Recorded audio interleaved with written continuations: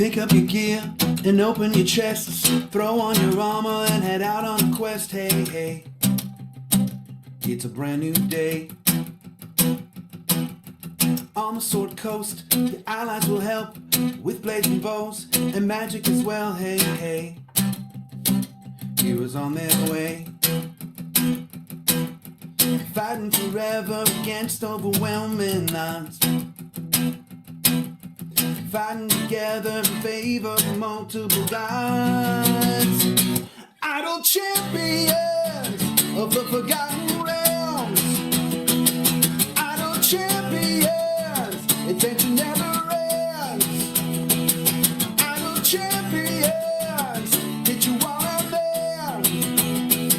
Idle champions, you will set again.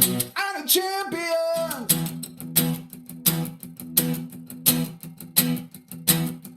From Waterdeep to Icewind, head out to show, all Shadowfell, hey, hey. Together we stay. Walk to the monsters, walk to the boss, walk to the right, it's never a loss, hey, hey. Bad guys to slay, fighting forever against overwhelming odds, fighting together in favor of multiple gods. Idle champions of the Forgotten Realms, idle champions, adventure never ends. Idle champions, get you all out there. Idle champions, you will set again. Idle champions, idle champions, oh champions, idle champions.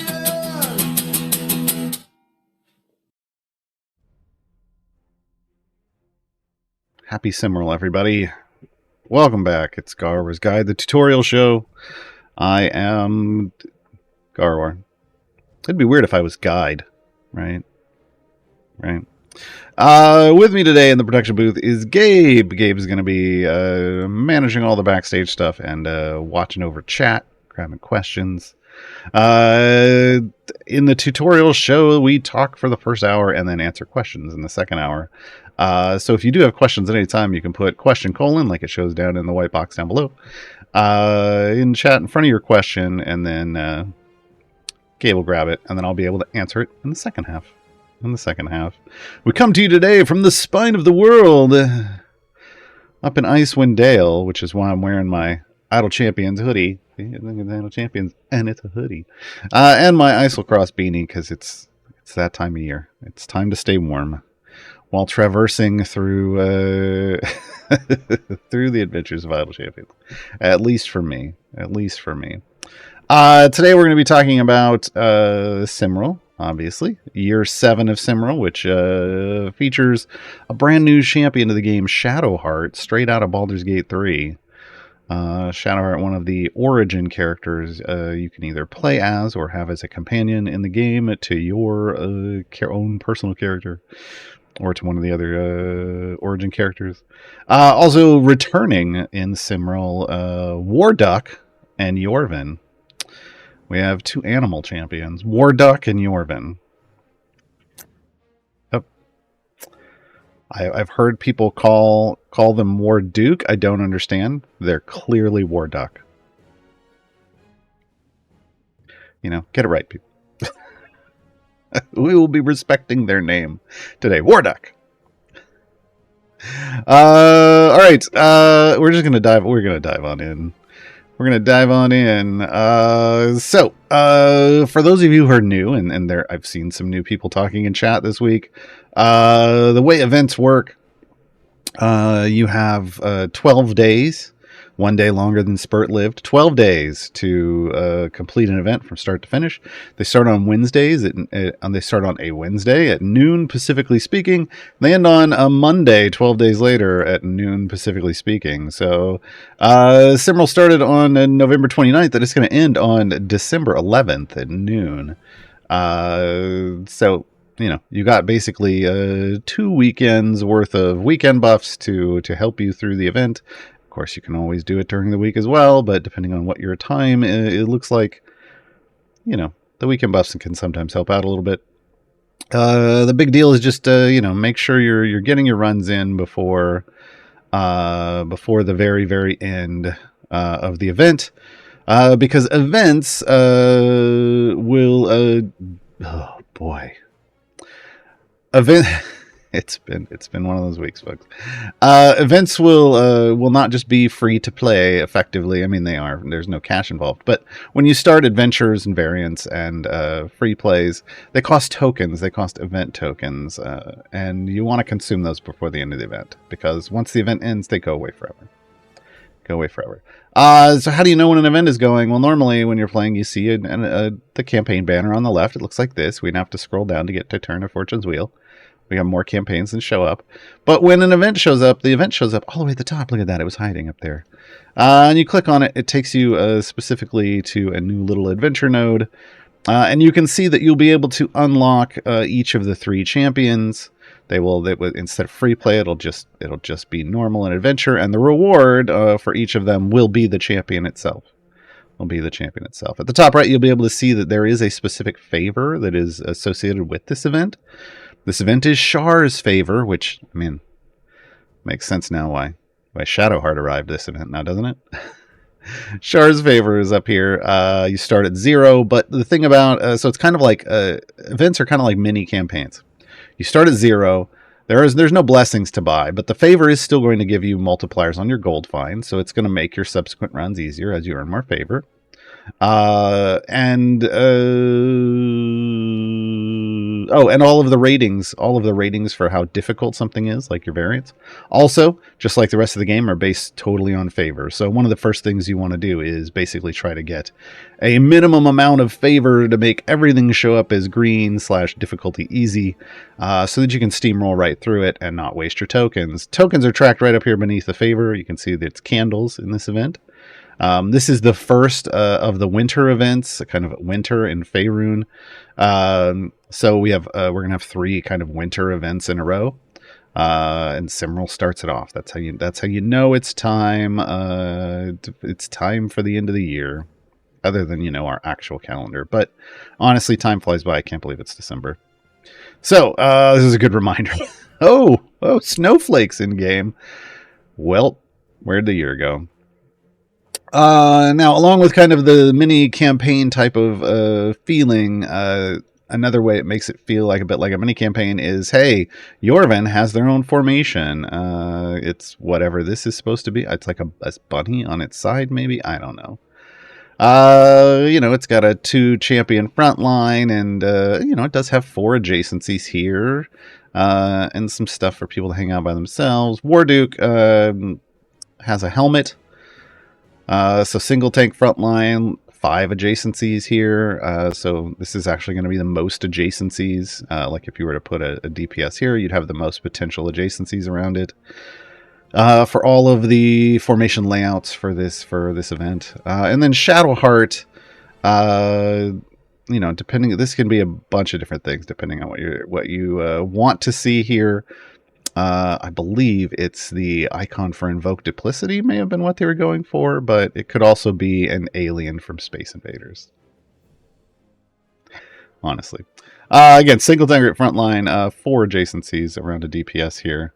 Lots of room. I think any of these really work for newer players. I would argue that, Warduke and Shadowheart probably friendlier for new players than Yorven, but that doesn't mean that Yorven is bad for new players. It's kind of just average. Free play. So the adventures, the first adventures, the token cost is going to be 25. It's discounted for the older champions, so Yorven and Warduke, to start off and unlock them as champions, and then 100 for Shadowheart.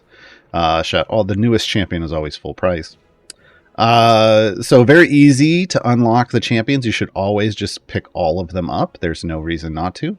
collecting champions in this game is a way of obtaining power and in addition to progress, because each of these champions is going to help you out and potentially in different variants that you come into in the game. And the other part of the event is gearing them up. Once you've unlocked the champions, it's going to look like this. You'll end up with 3 variants for each of them, because that's how the game works. It's supposed to be a max of 3 variants per. The adventure will come a free play. The free play is one way that you can get extra chests for your champions. That's what this chest means. I know it doesn't say anything on the tooltip, but this question mark, yes, there's a question mark there, over a black and white grayed out chest, means that, hey, one of the rewards is a random chest for this champion. The chest could either be silver or gold. There's a 33% chance that it's going to be a gold, so 1 in 3 that you're going to get the good stuff. And there's actually bad luck protection involved in events. So if you were to get 3 silver chests in a row for this champion, the 4th run would guarantee you a gold. So at your worst luck, it's going to be 4 runs to get a gold chest for each champion. This tends to be once you've unlocked the champions, you've done their variants. Running free plays for gear is what you spend the rest of your time in the event doing. Whenever you have candles to spend, you don't have to grind out tons of favor. The minimum favor you're really going to need to make them show up like difficulty easy like this is EO8. So EO8. You don't need a ton like I have. You just need like around EO8. E10 would make it just be super smooth. But for brand new players, EO8 is what you're looking for. And you would get that by running potentially multiple free plays trying to push deep to get favor. The token cost for free plays starts at 500 candles. And every time you do a free play, the cost goes up by 500. But it caps at 2,500. It will never be more than 2,500 candles. Okay, so that means for those 4 runs to guarantee yourself a gold chest, it's going to cost 10,000 tokens. That's the same price as it is in the store, where you could just spend 10,000 tokens for a single gold chest. Please don't go and spend your tokens in the stores. Please spend them doing these free plays, because you'll get a gold chest and the potential to get up to 3 more gold chests. At worst, it's 3 silvers, but you want those 2. You want the duplicate item levels, but you're not going to run the pity timer every time. Statistically speaking, at some point you will run the pity timer every time in an event. But I have also been on the other side of those statistics and gotten gold chests basically every free play. So at some point the luck is going to be in your favor, but this will always be the best way to spend your tokens. The chest in the store exists so that on Monday, right before noon, specifically speaking, if you have 10,000, 20,000, 30,000 tokens, you forgot to go use them over the weekend, or you weren't around, you can at least get yourself some gold chests. Okay, it's a backup plan. All right, the variants are always going to be kind of the same. The first one's always going to go to area 75, the second's going to go to 125, and the third is going to go to 175. The token cost will go up accordingly. For the full price main adventure, 1,000 candles, 2,500 candles, and 5,000 candles. This is why you want to make sure that these show as difficulty easy before you try them, because that's a lot of candles that could be going towards gear for you, right? The discounted costs are $250, $625, and $1250, but still, don't waste your candles, folks. Just make sure they're all green. Let's go through here and talk about each of the variants. Give some tips. Oh, here's that invoke duplicity down here at the bottom left. So this is what her formation supposedly kind of looks like. See how it's got the little thing. This is the best representation they can do of this. That's why we think it's invoke duplicity.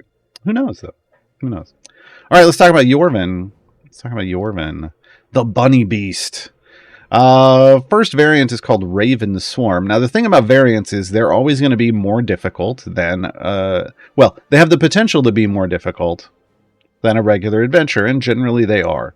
Sometimes they're just kind of about the same, but they maybe, there might be something weird going on about it, but it's basically the same.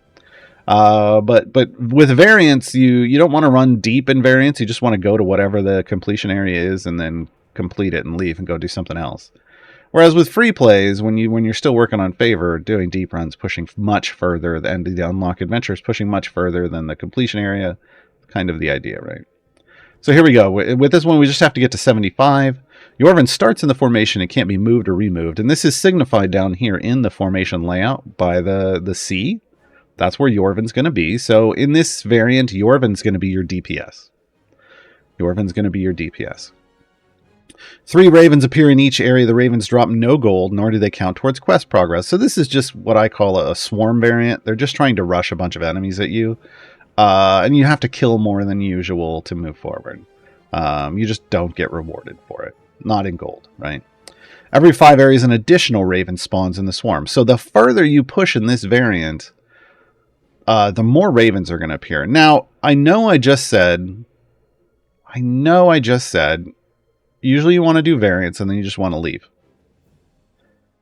There are exceptions to this rule. The only hard, fast rule that always applies in idle champions is there's an exception to every rule. This is the exception to you might just want to leave this one right away. Like, that's the way it works. It's a variant, leave it right away. There are champions in this game who like to kill lots of things. Usually we're talking, like Zorbu, Dahani, Toragar, now Jing Sao. They like killing massive amounts of enemies, and this variant supplies massive amounts of beasts at higher levels. Remember, it starts off 3 ravens each area. Every 5 areas you get an additional raven.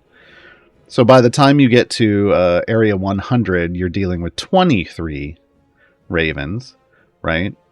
100 enemies is the most you can ever have spawn on a screen. So you can actually, it's going to take you, close to, somewhere in the 400, or somewhere 400, 300, 400, 500, I can't do math on stream, to get to like 100 enemies spawn, 100 ravens spawning at once. But Zorbu loves that, and those other champions will like it too. But Zorbu specifically has a favored foes beast mechanic, and this is a great place. One of the places. It's not the greatest place, but it is a great place to farm Zorbu stacks. And guess what? There's a season going on right now. The season 6 bringing Dexy back. And Zorbu is one of those champions, and you might be looking for places to farm beasts, and here you go. Here you go. So if you haven't completed this yet, yay. If you have completed it, well, now you know what to look for. Now you know what to look for. These are the kinds of things you look for. All right, Fangclaw is the next one. Again, we got to go a little further. So this one's pretty easy. If all you're doing is getting to 75 and bouncing, super easy. Plus, as far as getting to the completion area, not really a big deal. Fangclaw, in each boss area, a vicious rabbit boss enemy appears, and we all know that's a problem. It must also be defeated in order to progress. Okay, so double bosses, and one of them is a vicious rabbit. All right. I think it's mean that they're making the bunny beast kill a rabbit boss, but I didn't make the game. Gold find is reduced by 99%. That one usually freaks people out. Newer players get freaked out by the thought of losing 99% of their gold. Don't fret. Don't fret. This is a game that deals with large numbers. And yeah, if we were talking about, your gold find is 100, yeah, you just lost 99% of that, and now you only earn 1 gold. Well, sure, but we're talking about large numbers here. And when you start dealing with large numbers, 99% becomes, as odd as it might sound, it becomes insignificant. You need a lot of trailing decimal points for it to become significant. So here's the thing: where 99% is 1 off of 100%. When we're talking E value, scientific notation, 100% is basically like a 1.00 EO2. It's like an O2. It's an EO2. Now, if you look up here to mine, my favor is E60. Reducing it by EO2, 99%, means nothing to me. means nothing whatsoever. Okay, taking 2 zeros off the end, insignificant. Okay, so with something like this, where it says gold find is reduced by 99%, the easiest way to counter this is to get 2 orders of magnitude more favor than you would normally have for Fangclaw. Well, guess what? If you just make sure that all of them, including all 3 of the variants, show as green, this one requires about 2 orders of magnitude more favor than Fangclaw. So just getting them all to green first completely cures this problem. Completely cures this problem. So don't worry about this one as long as everything shows green. Only champions with decks of 14 or higher can be used. Now this is a potentially a problematic restriction. You might not be able to put out your favorite formation. You might not even be able to put out a full formation. And that could mean needing more favor as well on top of this. The general rule of thumb that I recommend is if for every formation slot that's empty that you don't have a champion that you can put in, get an extra order of magnitude favor, which is EO1, right? So again, trying to get to like E10 as a favor makes Fangclaw something you can cruise right through. And I'm talking to new players here. Established players, people that have been around the block for a few events, probably going to have more than enough power to cruise through these, okay? Raven Queen's Memories. So, Yorven is haunted by his time in the Shadowfell. A wraith escorts the formation, and that's whenever they have an escort, it's marked by the red X. So this is where the wraith is going to be. It's going to be cutting off adjacencies, which is problematic. It also means you're going to be down a champion. And like I said before, anytime you're down a champion slot in the formation, extra favor is going to help you out. So right off the bat, we know we probably want like at least EO1 more favor to do this. All right. The Wraith increases the base attack cooldown of each adjacent champion by 4 seconds, and that's generally where you're probably going to want to put your DPS. So slower attacking, potentially, unless you're rocking like a Delina in the back.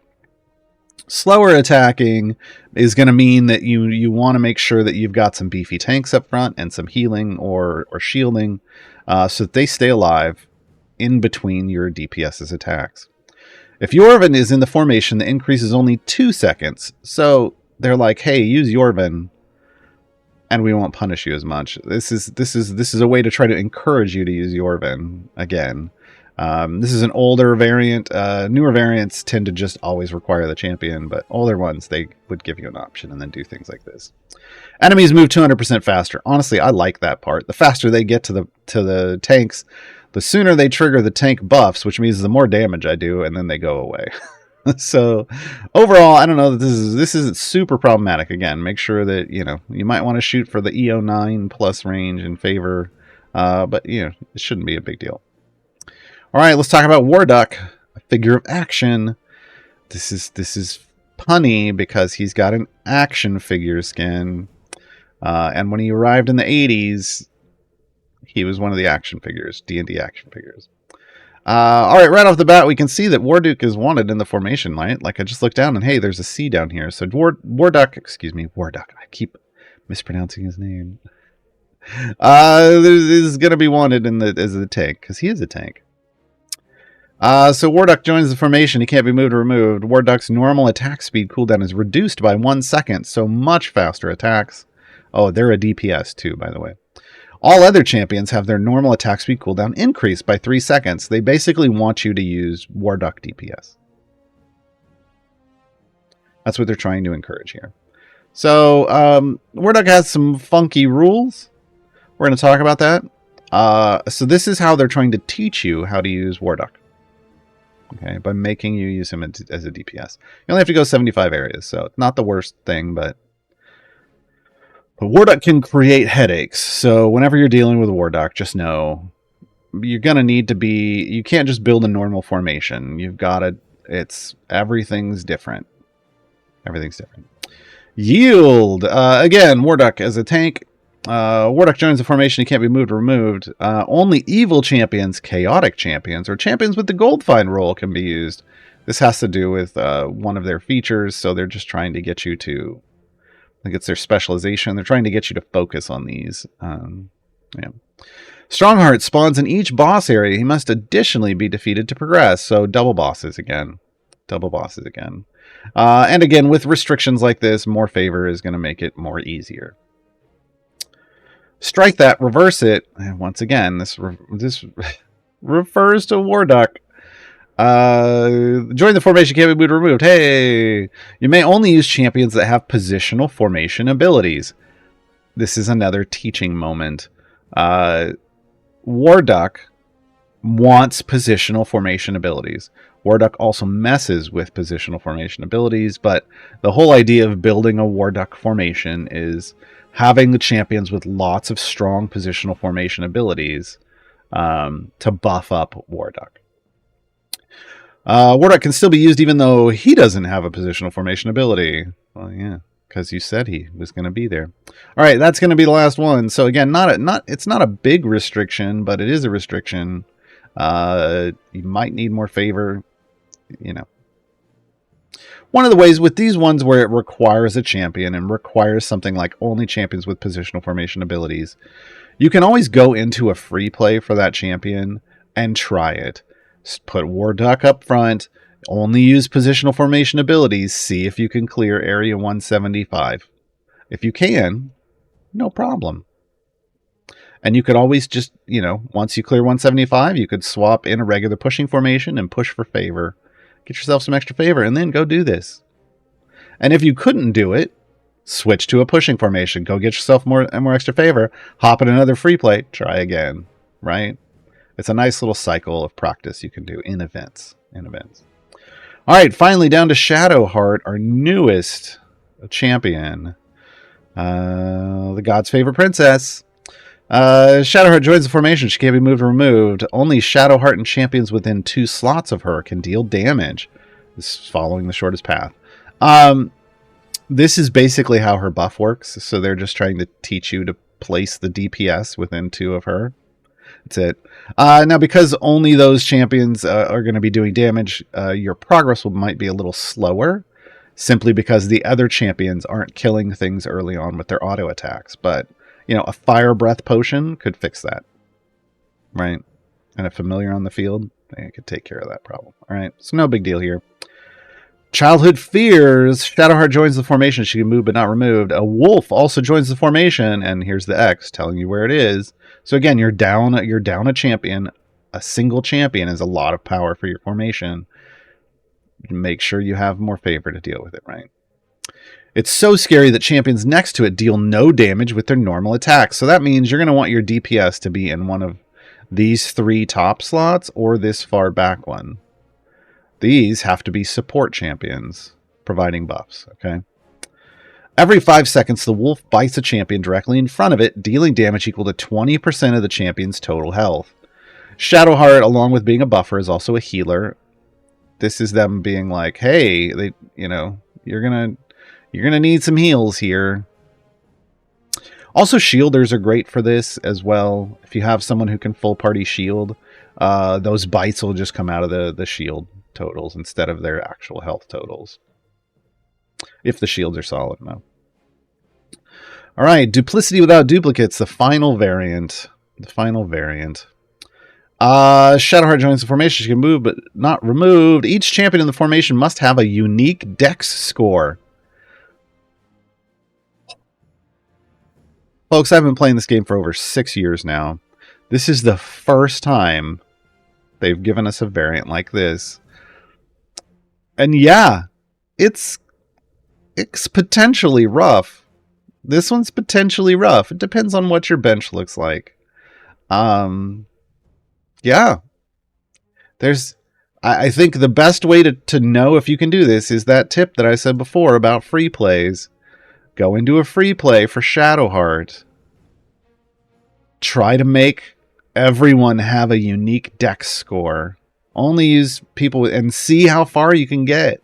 If you can go to the 175, you're good. You're good. You can then go do this. But if you can't, you're going to need a lot more favor because you might not have a full formation.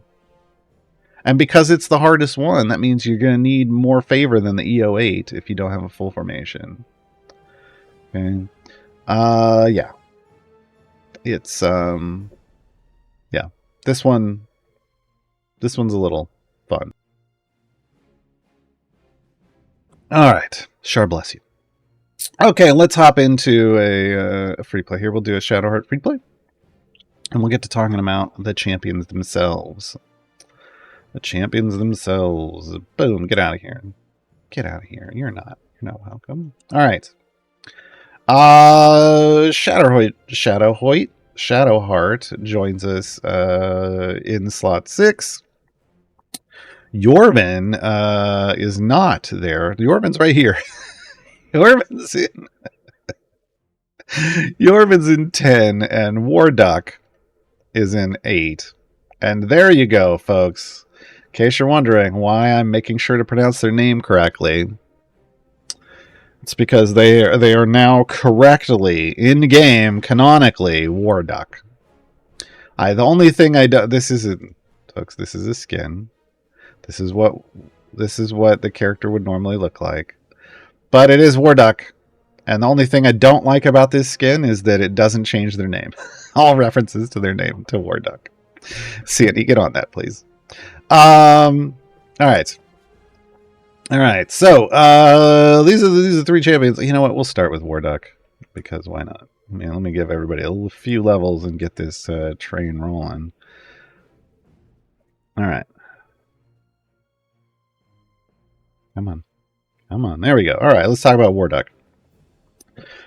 Warduke currently doesn't have an affiliation. They are part of an evil group of characters in D&D, but because they're the only one currently in the game, there's no affiliation for it. Hopefully, some of us have our fingers crossed that we'll see more of them, and then they'll get an affiliation. Male human fighter, chaotic evil, DPS tanking. We don't see DPS tanking that often in this game, so this is a rarer type of champion. And because they're a tank, their overwhelm is something other than 5. They're at a 25 overwhelm. Overwhelm is basically the number where you can tank up to that number of enemies, but over that number, you start taking bonus damage per enemy you're tanking. So immediately at 26, you're taking the bonus damage for 26 enemies. Not 1, 26. So having a high overwhelm can be a way to reduce. It's a way of reducing damage.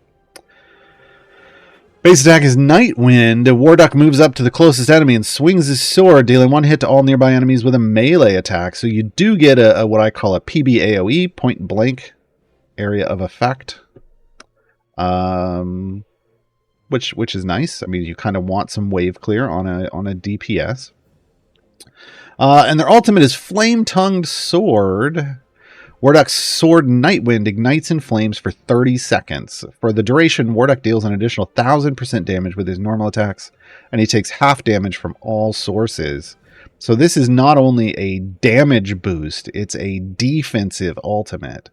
So 30 seconds of bonus damage, 30 seconds of half damage taken.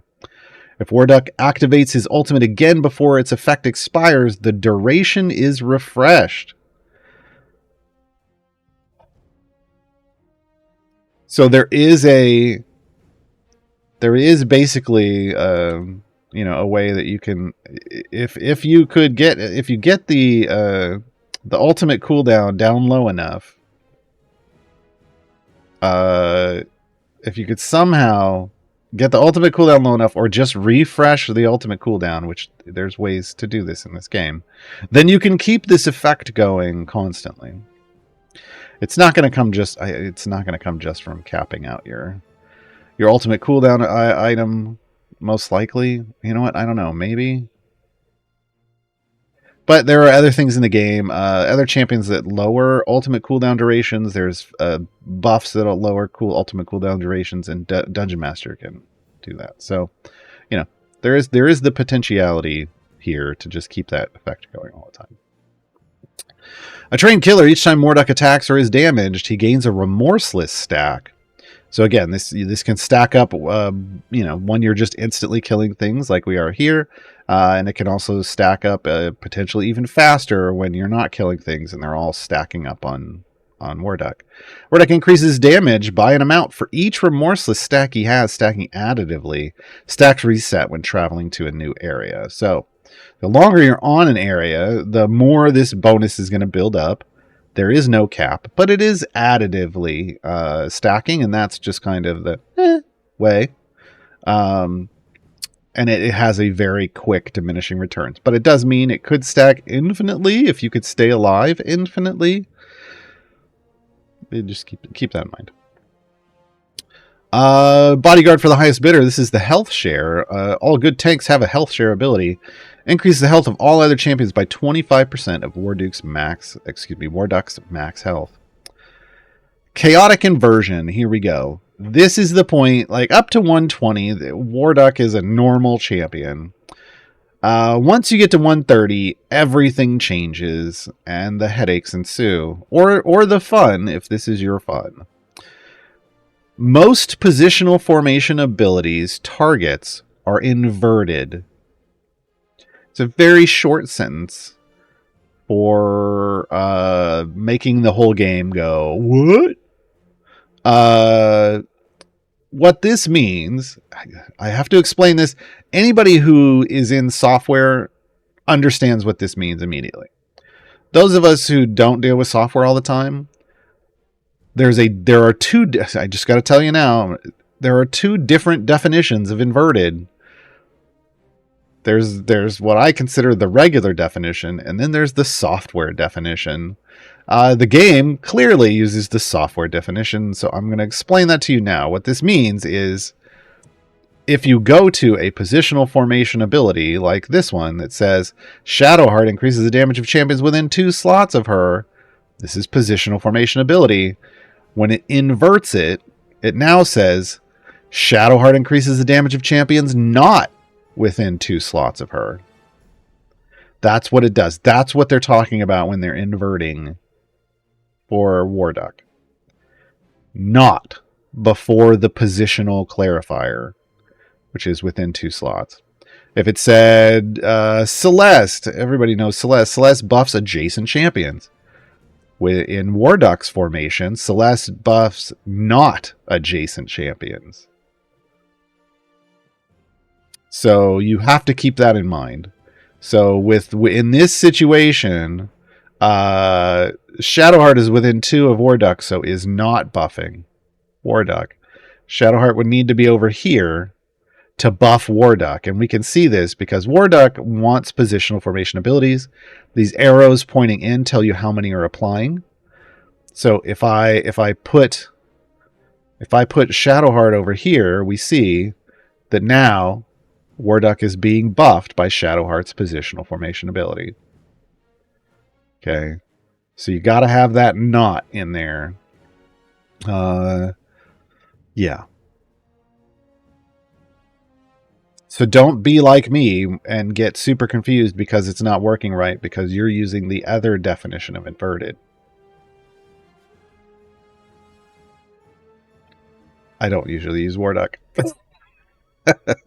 Insta-buy on the skin, though, because of course. Drawn to power. Warduke's damage is the next one, right? Yes.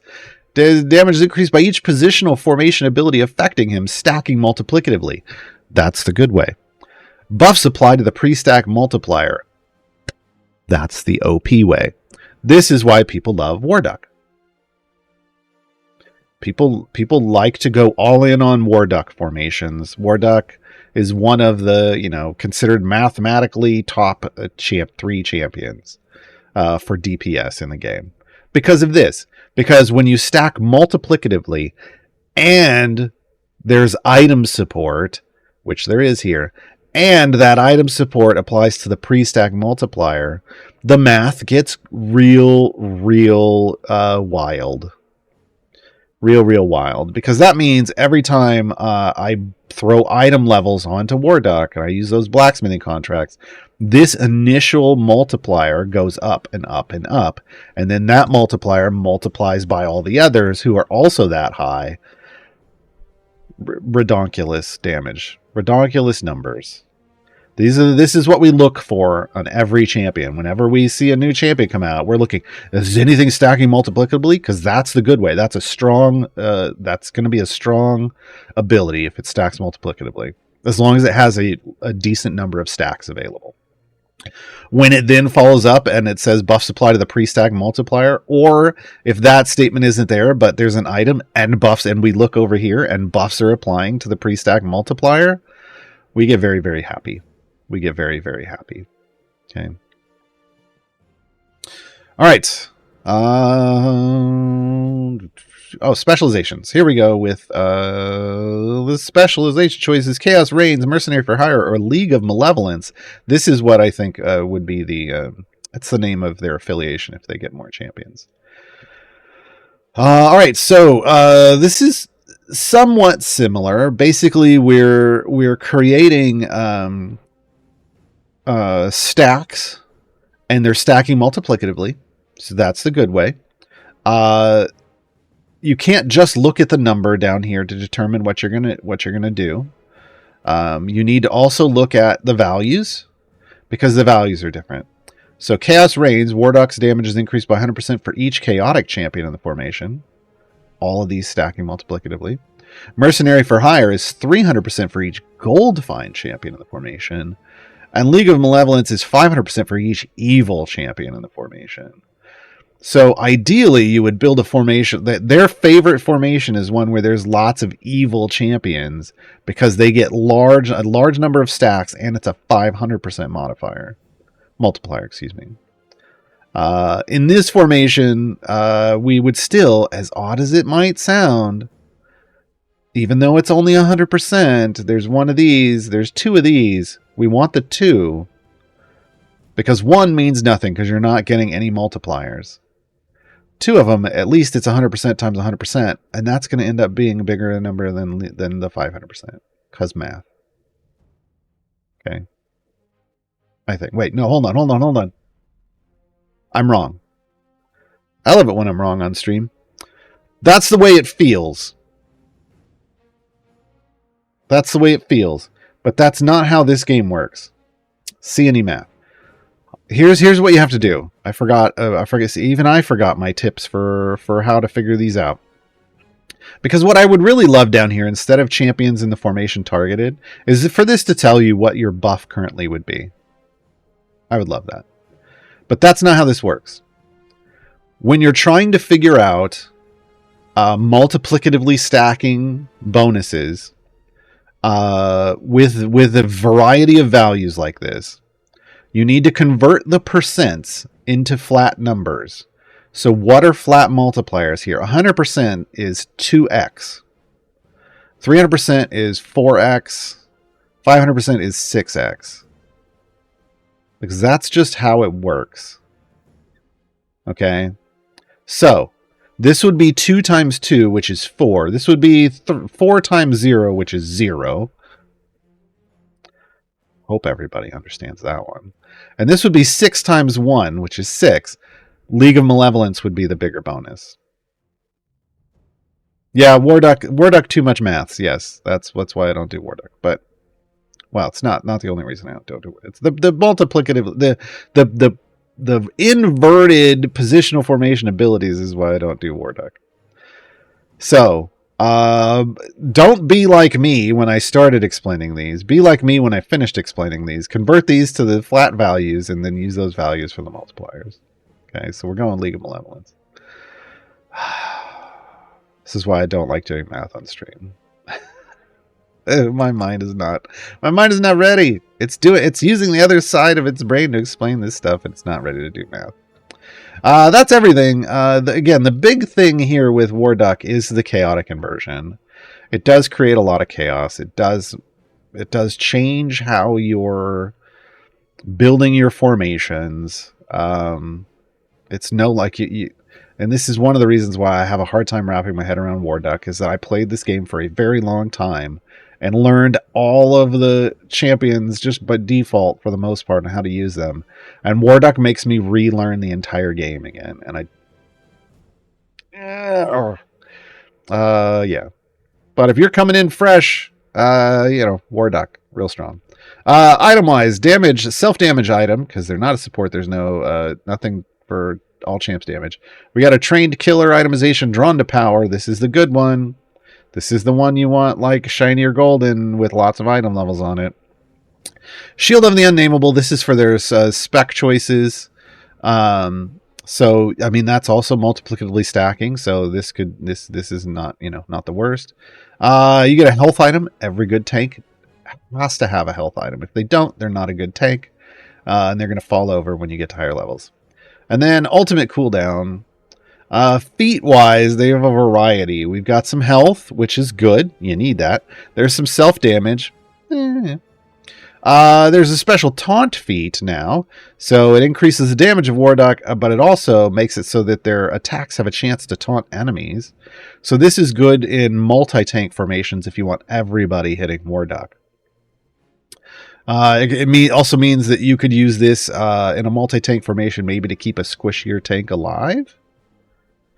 But keep in mind that whatever other tank you're using, if they have buffs that are based on the number of enemies attacking them, you're going to be stealing away from that. I mean, Warduke has their own, but still. We've got feats for trained killer, drawn to power. Again, this is the good one. The drawn to power feats, 100% includes. You want them.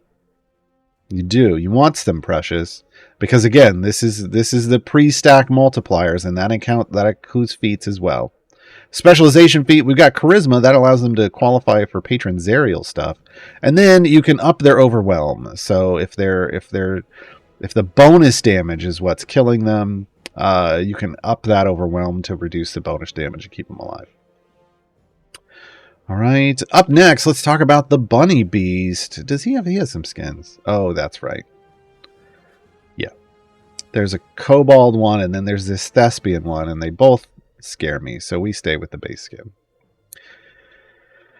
We stay with the base skin. Yorven's a male Harengon Barbarian Druid. Chaotic neutral, DPS, and support. I'm going to tell you right now, I think they are a much better DPS than support. I think they're actually a really solid DPS for you. So I think this event can provide you with two really solid options for DPS in Yorven and Warduke. Ferocious Maul is the base attack. Yorven leaps out at the nearest enemy, pinning it in place and attacking it once a second for 5 seconds. That also implies that the enemy stays alive for 5 seconds. If you instantly kill it, he obviously just jumps back to the formation. But if they are alive, he will just jump out, pounce, hold it in place, and then just 5 times. Right? And this is important for stuff. We'll get to that stuff. Ultimate is Feywild Shape, which I still love that name to this day. Yorven Springpaw wild shapes into a shadow mastiff-like creature for 30 seconds. During this time, their attack cooldown is reduced by 2.5 seconds, and their damage is increased by 400%. So we get flat attack speed cooldown, which basically cuts their attack speed in half. So you're attacking twice as much. And their damage gets a 5x multiplier. And right now you can see, I mean, I've got this one capped on ultimate cooldown reductions. Basically, you can have it up for 30 seconds, it'll be down for 30 seconds, and it's back again. That's pretty solid. So you can keep this up half the time, right? Here's what it looks like. Boom, there's his Feywild shape. He's freaky. He gets real freaky in his Feywild shape. I love it so much. All right. Blood Fury Tattoo. Each time Yorven attacks during Ferocious Maul, the enemy gains a stack of Blood Fury. Each stack causes them to take 100% more damage from all sources, stacking multiplicatively. That's the good way. The debuff lasts for 2 seconds, but the timer refreshes when it is reapplied. So here's the thing. This is what makes Yorven a solid DPS. He debuffs his own target. Remember, he slashes 5 times if he doesn't kill. Once, then he applies the debuff. Second, Second debuff, taking account of that damage. You're going to get effectively four stacks of the debuff, but you're only going to get to take advantage of 3, if this makes sense to you. Because the first one applies a debuff. Well, there went one of his 5 attacks. The second, third, and fourth apply up to 3 debuffs. The fifth is his last attack on that target. He's going to take advantage of 3 multiplicatively stacking debuffs. So 2x to 4, 8. 8x. He's going to do 8 times damage on the third swipe. Now, yes, there is a 4th swipe that would take it to 16, but that's only if someone happens to attack within 2 seconds of him applying that last attack. So this technically can be a support buff as well, a support debuff. But the timing is real tight on it, which is why I think he's a better DPS than a support. Infectious Fury. Enemies that Yorven has attacked take more damage from all champions when they are attacking the formation. The key here is when they are attacking the formation. So this is another debuff. It's just a flat value debuff. It is a much larger value. But the enemies have to actually get to the tank. They have to be attacking the formation. So either they're melee and they get to the tank, or they're ranged and then they start attacking. So it'll apply to ranged enemies as long as Yorven has hit them. Right? So there are some qualifiers here. Keep that in mind. Basically, Yorven gets better as it's harder to kill things, which is the way you want. Which is the way you want your champions. Danger Sense. Champions adjacent to Yorven take 5 less damage from all attacks. That doesn't seem like a lot. And Yorven gains a large damage boost for 10 seconds when the ability effectively lowers the damage of an enemy attack. So this isn't a lot of damage. We would want, with Warduke, we can leave him back here because it inverts it. And it makes it champions not adjacent to Yorven. Okay, but normally you would that would mean you would kind of want Yorven next to your tanks. Because that's usually what's going to be taking damage, right? And it's basically just ultimately it's a damage boost to Yorven. There are situations where this can be a big deal. We call them shenanigans. There are some shenanigans available here with some champions, but generally speaking, this is a self-damage buff for Yorven when the tanks are taking damage. So a lot of what's going on with Yorven's kit is based on enemies attacking the formation. And obviously with most tanks, Yorven's going to want to be right up here. With Warduke, not. Specialization choices. This is important for you to remember. For those of you who are trying to get Yorven's achievement, it is spec-based. There is a spec for the achievement, just in case you were wondering why it was being a problem. Hunger for Blood versus Eldritch Claw Tattoo. Hunger for Blood, if you're going for the achievement, you have to choose Hunger for Blood. If an enemy dies while Yorven is attacking it with Ferocious Maul, Yorven gains an additional attack and begins attacking another enemy. He hops around the field. It's a bunny joke. You need this for the achievement. And the way this works is you need to be for the achievement. We're just going to talk about the achievement now. And get it out of the way. Have Yorven Spring Pro attack and kill 20 enemies in one attack. And what that means is one basic attack that, remember, gets 5 swipes. And if you kill an enemy with this left specialization, you add an extra one. For every enemy killed, you get an extra attack, which means you're just going to bounce around and kill lots of things. You need to have 20 enemies on the screen. So what you do is you get to an area where Yorven can one-shot. You want them to one-shot everyone.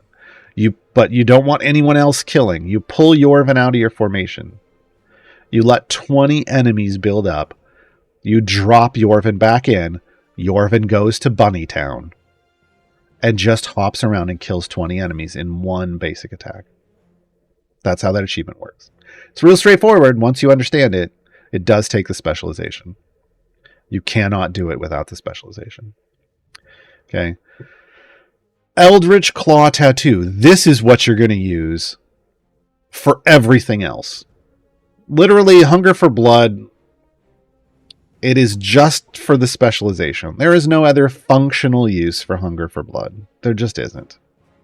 There just isn't.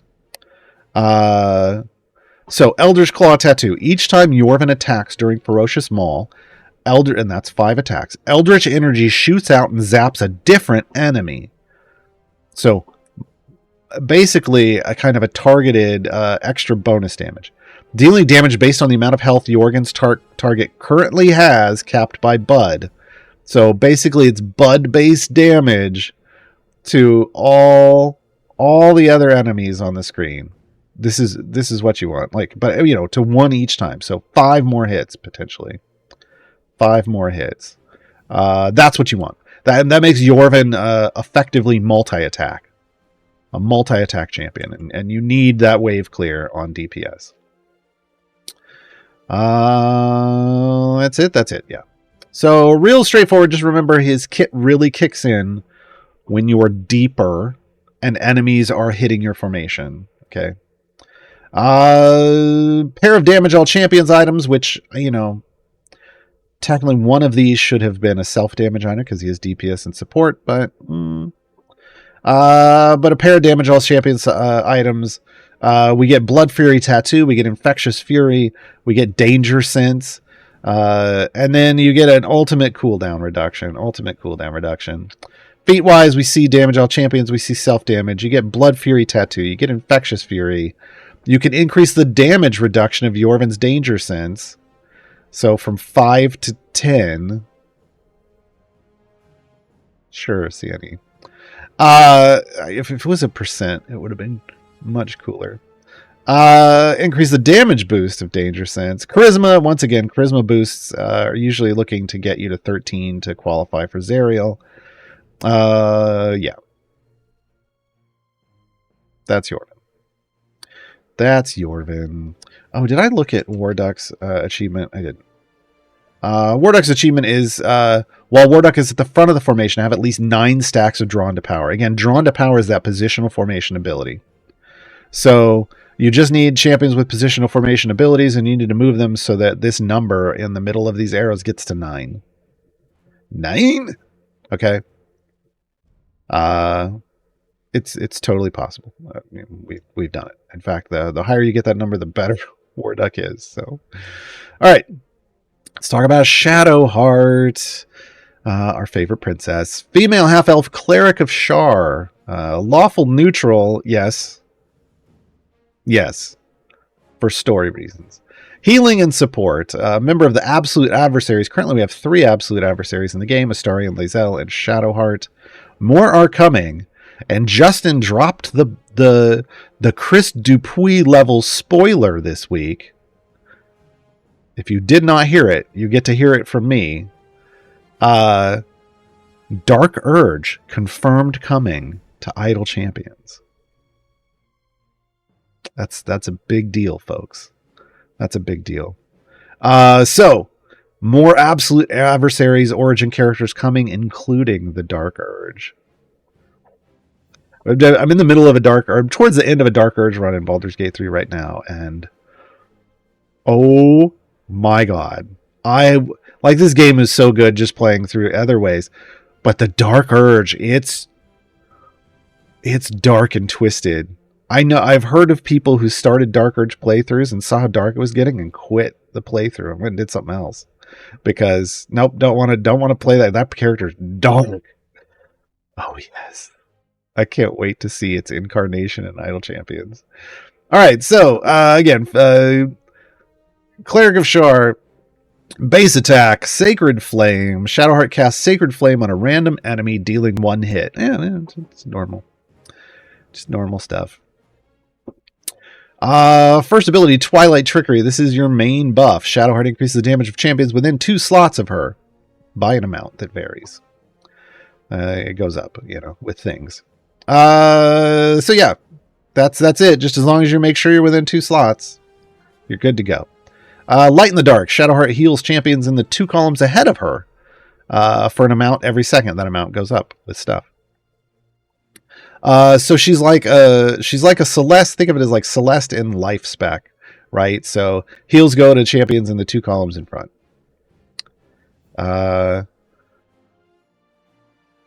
Oh, and normally this would not heal Warduke. Normally this would not heal Warduke, but it is anyway. Interesting. Because of Invoke Duplicity. All right, let's talk about Invoke Duplicity, because apparently Invoke Duplicity a little bit OP.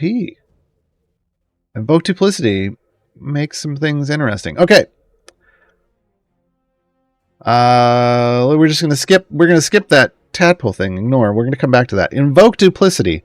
Shadowheart, not great in Baldur's Gate 3, but apparently pretty great in Idle Champions. Shadowheart creates an illusory duplicate of herself, which hides in the formation and applies Twilight Trickery and Light in the Dark to champions relative to itself, with half the range as normal. The duplicate positions itself. Oh, that's what's going on. Yeah. The duplicate positions itself in the same formation slot as the champion in the formation with the highest dex score, which with Yorven in is Yorven. Ties go to the champion in the highest bench seat. These are bench seats. So if there were 2 champions in that had 14 dex, which, hey, guess what? There are. These are tied. The highest bench seat gets to invoke Duplicity, so Yorven gets it. Now, this is, if we pull this out, what's happening here, normally Warduke would not be getting the healing.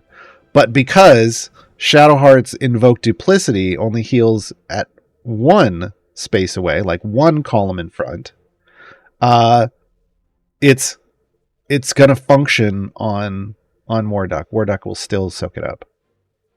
So just know there is some fun shenaniganry. Well, I would just say goodness. There's formation building goodness involving where the duplicate is placed in the formation.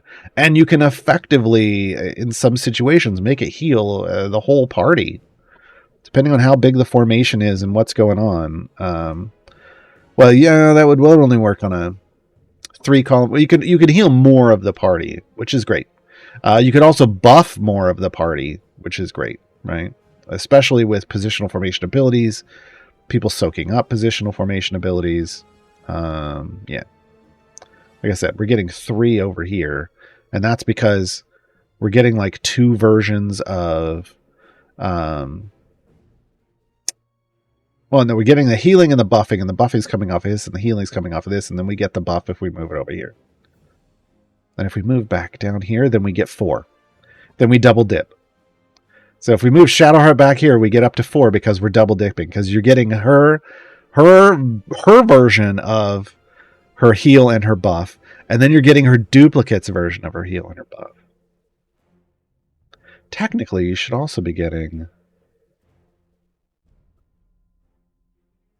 a positional off of Yorven, and I don't think that one's the damage reduction. I don't think it's applying. I don't think it's counting. Interesting. All right, back to Shadowheart. Sorry. This is what Warduke does. Warduke is just... Warduke can get you down a rabbit hole. Ironically, since we have Yorven in the formation. Ceramorphosis, folks. Ceramorphosis is kind of the big affiliation ability. And it's the one that, if you're running an absolute adversaries formation, makes Shadowheart really strong. Makes all of the absolute adversaries really strong. Your formation gains 1 Ceramorphosis stack due to the Mind Flayer Tadpole and Shadowheart's Brain. Shadowheart increases the effect of Twilight Trickery by 100% for each stack, stacking multiplicatively. What it leaves off is that it's a pre-stack multiplier. Remember, that's the OP way. These abilities, every absolute adversary has one of these Ceramorphosis abilities that does different things to their modifies their abilities in different ways. They're all multiplicatively stacking. All 3 of these means you get 3 stacks. If you include Narak has a tadpole feat, which if you picked it up from the emergence shop, gives you a 4th. If you didn't, you have to wait. You have to wait till it arrives just for gems. But yeah, As we get more absolute adversaries, an affiliated formation of them is going to be really strong because of these Ceramorphosis stacks. All right, let's talk about our spec choices, because this gets a little weird. We have Guidance, Sister of Darkness, and Find Yourself. So Guidance does not work like in D&D, but it had to be here because in Baldur's Gate 3, you're basically just spamming Guidance all the time. Shadowheart's base attack is replaced by Guidance. So no longer that Sacred Flame. Her base attack is Guidance. When she casts Guidance, she increases the damage of your Bud-setting champion's next attack by 200%. This can stack multiplicatively up to 5 times. Now, multiplicatively stacking is the good way. This ability, though, kind of meh. Unlike in Baldur's Gate 3, where Guidance is OP, here Guidance is not. She no longer attacks if you choose Guidance, because all she's doing is casting Guidance on the DPS, so she loses her base attack completely. And then if you can get her to attack faster than your DPS, which with a 6-second cooldown, kind of rough, then she could stack it. But getting it to stack 5 times? It requires some manual stuff. It requires you pulling your DPS out of the formation, or like playing this manual game of pulling the DPS in and out to stack up her things, and then putting the DPS in, letting them attack. And no thanks. That's your type of fun in Isle Champions. Go for it. But this is definitely not an idle specialization. At best, you'll get 1 stack. But honestly, a lot of the champions in this game attack faster than 6 seconds. Now you can, there are champions that will increase your attack speed, but they're never going to increase. But we no longer have one that decreases attack speed, which would have been this would have been the perfect place for OG Puent. You put Puent next to the DPS, and you put fast attack speed boosters next to Shadowheart, and you get the max. But we don't have that anymore. So all you can do is boost her attack speed while not boosting your DPS, which is usually not the way you want to do it. So yeah, Guidance, maybe not the best choice. Just know what you're getting into. Sister of Darkness. If Shadowheart's illusory duplicate is placed in the same slot as she is, so if she is the highest dex score in the party, or the highest bench seat in the case of ties, the effect of Twilight Trickery is increased by 400%. There's a lot of requirements here, right? Like, she has to be the highest dex. She also has to be the highest bench seat in case of a tie. That may not be the best way for you to do. You might want the duplicate in another place, so you're healing more people, buffing more people. This is a very specific situation. In this party, couldn't do it. So wouldn't even choose it. So that would rule out Guidance and Sister of Darkness in this party. Okay. Which leaves us with Find Yourself. The effects of Twilight Trickery and Light in the Dark from Shadowheart's illusory duplicate are increased by 100%. For each formation slot away from Shadowheart, the duplicate is following the shortest path, and it stacks multiplicatively. This is potentially really strong. The requirement here, look at all these requirements. Shadowheart specs are rough. The requirement here is you want the illusory duplicate buffing your primary DPS, not Shadowheart, because it's only buffing these abilities for the ones that come off the duplicate.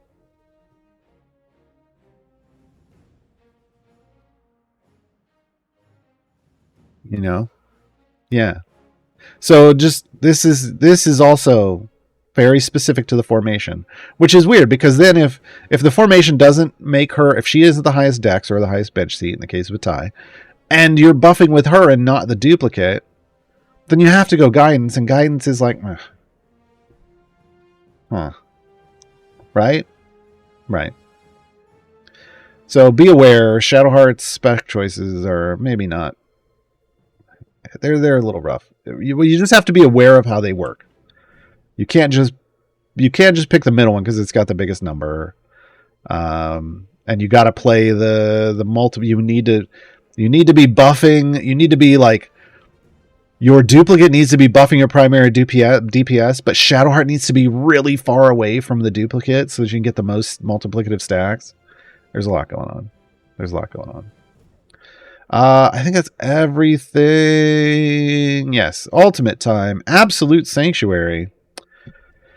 Shadowheart's mysterious relic strikes back enemies. This is a knockback and prevents all damage to your champions for a short while. Here's what it looks like. Boom. That's it.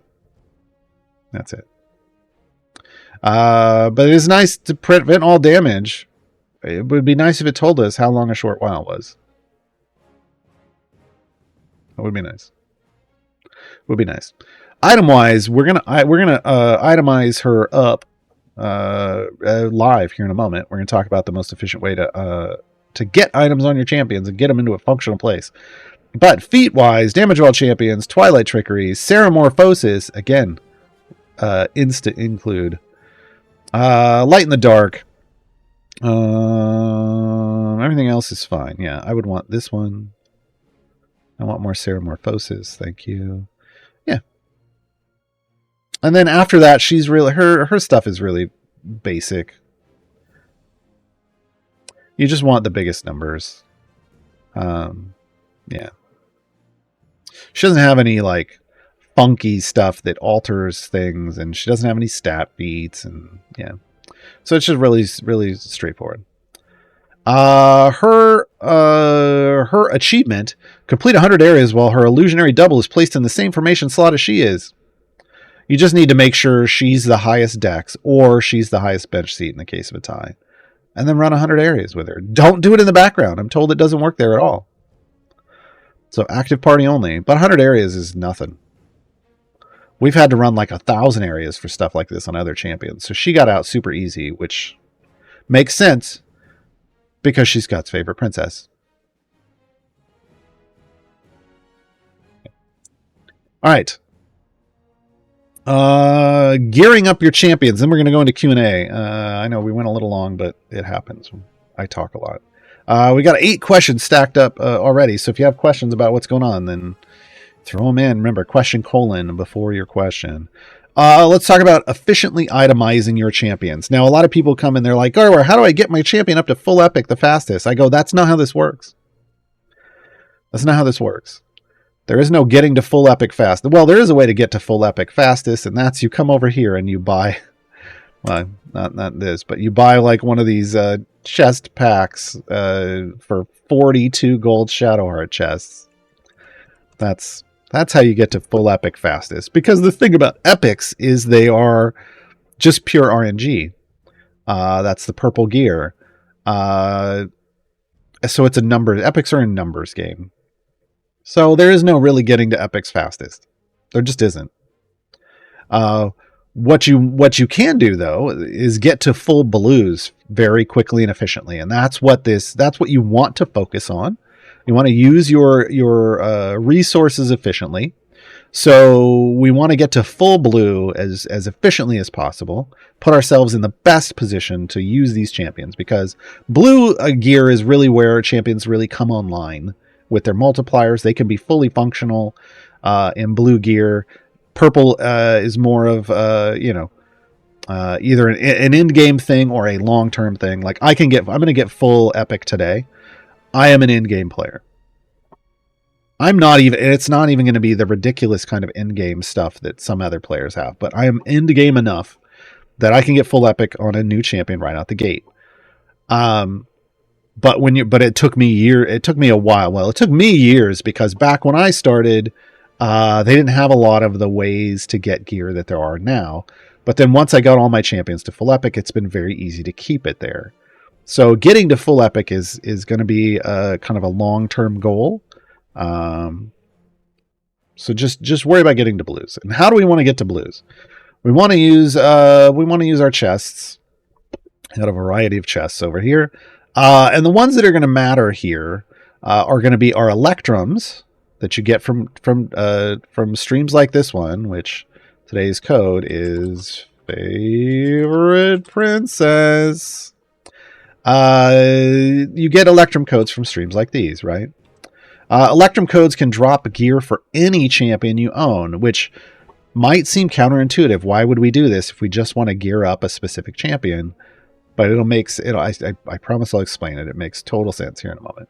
We're going to be talking about Electrums. We're talking about named silvers. In this case, these are silver Shadowhearts. And named golds. These are gold Shadowhearts. But this applies to all event champions.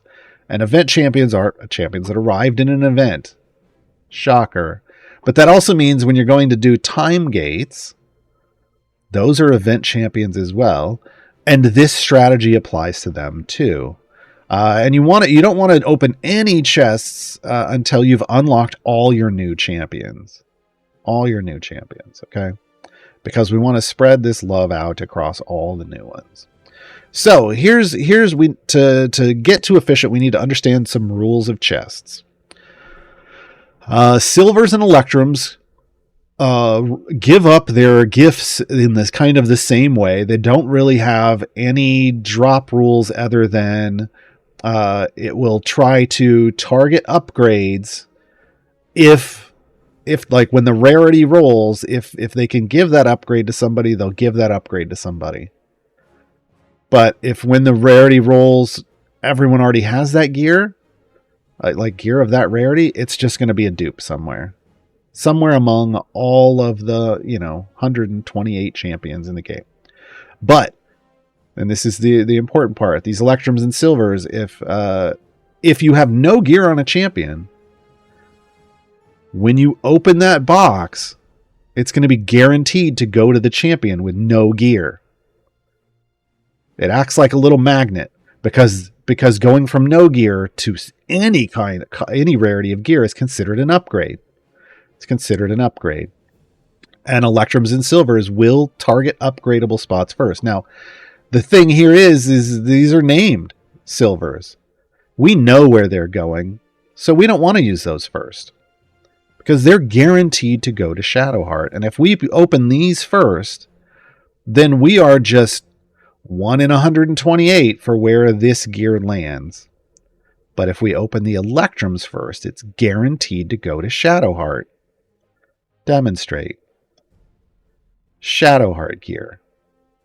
Okay? This is what we want. So we want to open Electrums first when we get our new event champions.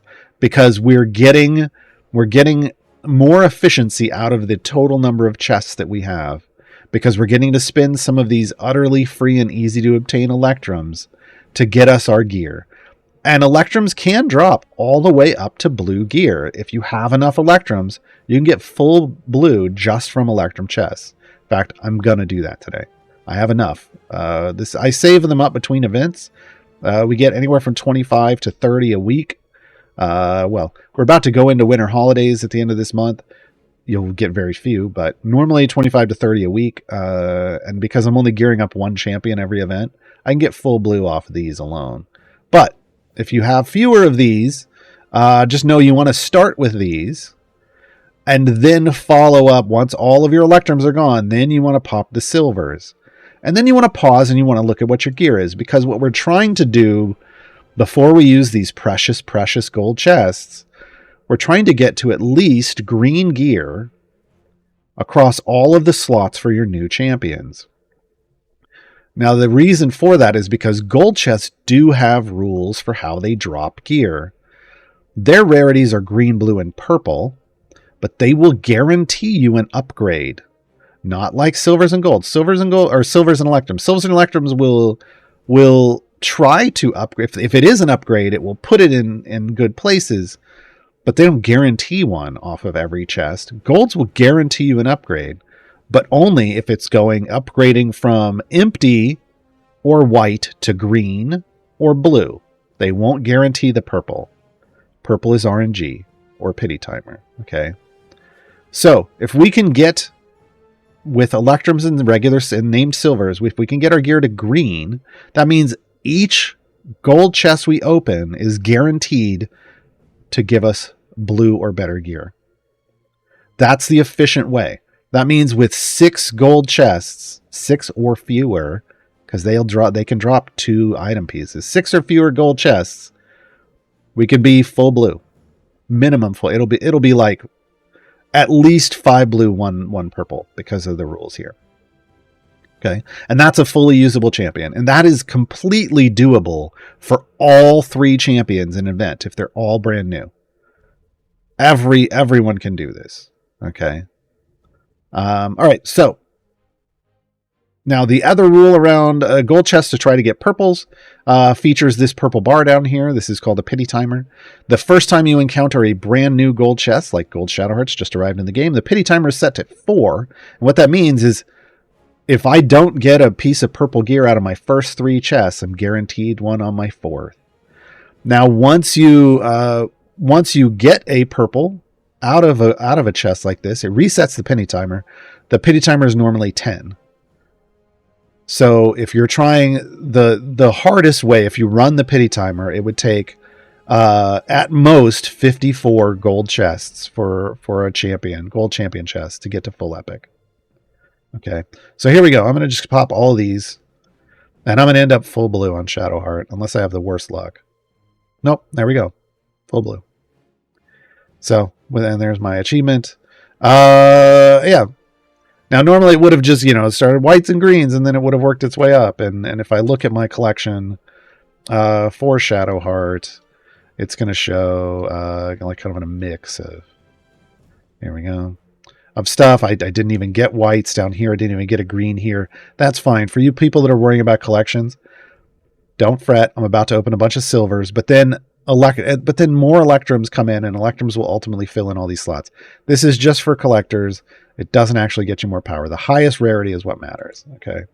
So I've popped all those. Now I'm going to burn all these silvers because, and you're like, but you already geared everybody up. Yeah, but I want duplicate item levels. And now I get all of those I got all that gear already and some duplicates. So some free duplicate item levels out of those electrums.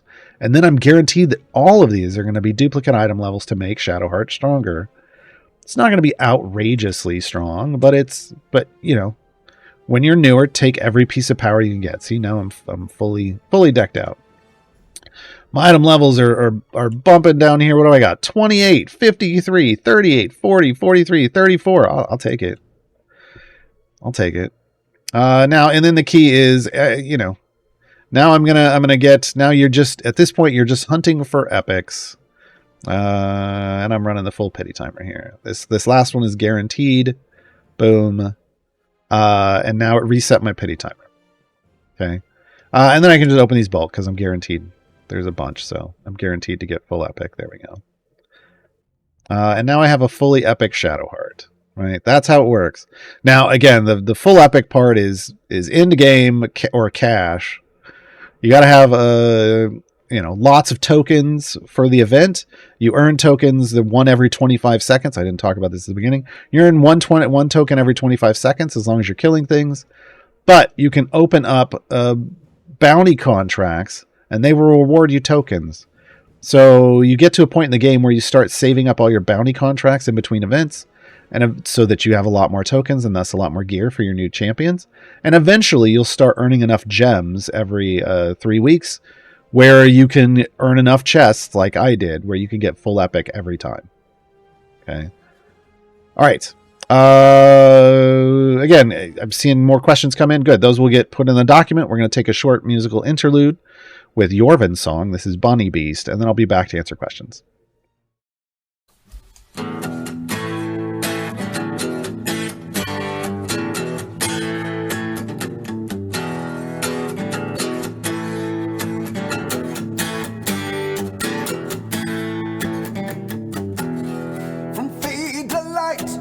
Shadow fell, dropped by hags into my personal hell. There's chaos inside, I will never quell.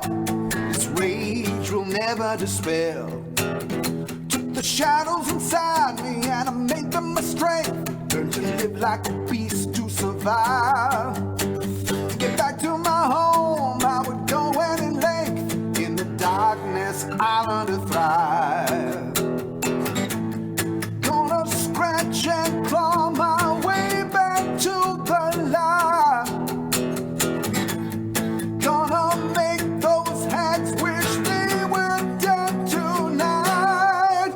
am a burning beast from a rage unleashed. My vengeance is coming for you. I am the burning beast. You become my beast, and there's nothing that you can do. No.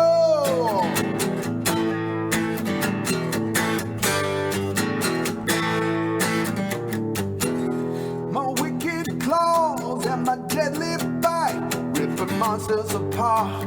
Eyes burning bright, tattoos blazing with terrible might. Soon I'll have my prey in my sight. Hunger for vengeance burning cold in my gut, growing darker day by day. When the beast is unleashed, if you value your life, get the hell out of my way. I never had my own lucky rabbit's paw. I've always had to fight my way with tooth and claw. I am the burning beast from a rage unleashed. My vengeance is coming for you. I am the burning beast. You become my feast, and there's nothing that you can do. Guitar solo over the riff.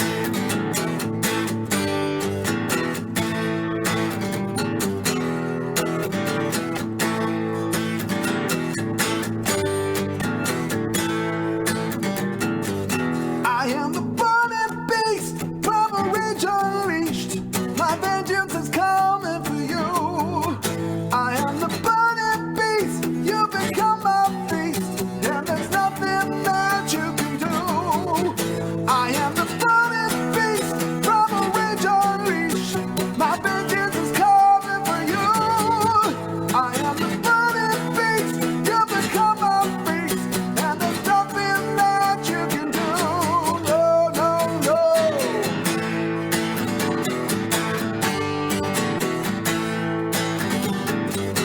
Burning beast.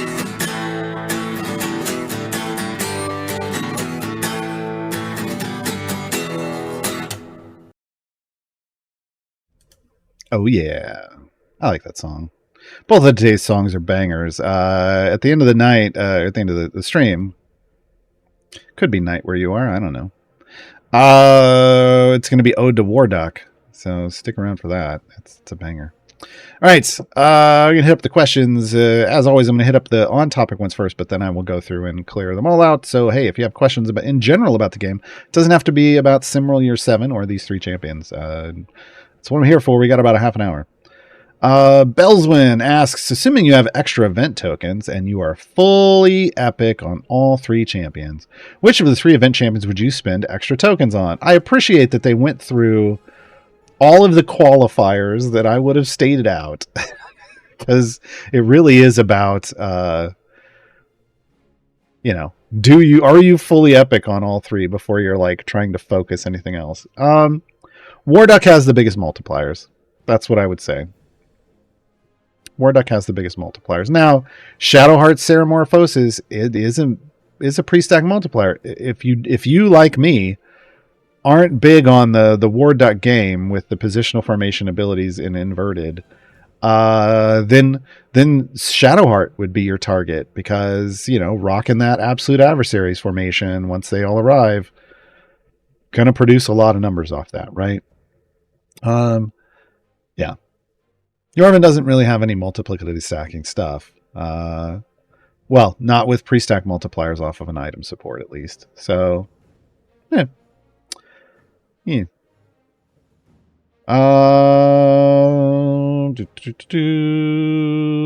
CJK Houdini, I've not tested yet from work, but I feel a tadpole Warduke formation has been developing. Am I wrong? You're probably not wrong, because I don't know. Like Shadowheart has the tadpole, and boosting her stuff and then having Warduke suck it up would probably be great. You just got to remember everybody else in that, Astarion and Lae'zel are also going to want to make sure that if their positionals are also applying to Warduke. I think they've both got positionals. So yeah, it could be interesting. Is it going to be the best formation? I don't know, but that isn't always what's needed in the game, right? So yeah, I mean, as long as they got positionals, Warduke's going to love it. And because the Ceramorphosis is multiplicatively stacking, yay. Shadow Landman asked a question I answered earlier, but we're just going to hit it up again. How to complete the goal for Feral Bunny? Have Yorven kill 20 enemies at once. Again, you need to get to a place where, yeah, it could even just be Yorven in a tank, where you pull Yorven out.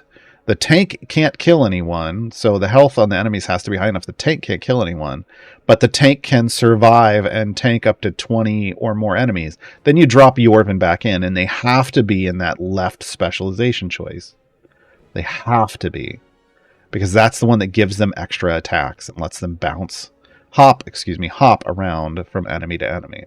Okay, that's how you do it. It's plug and play. Like once you get to that place, it's pull them out. Count the enemies up to 20, drop him in, and he just and achievement. The Gifted Darkness. Have you tried a Warduke Korth combo with Dex Core to make all champions 16 plus Dex? No, because I don't play Warduke. But that sounds cool.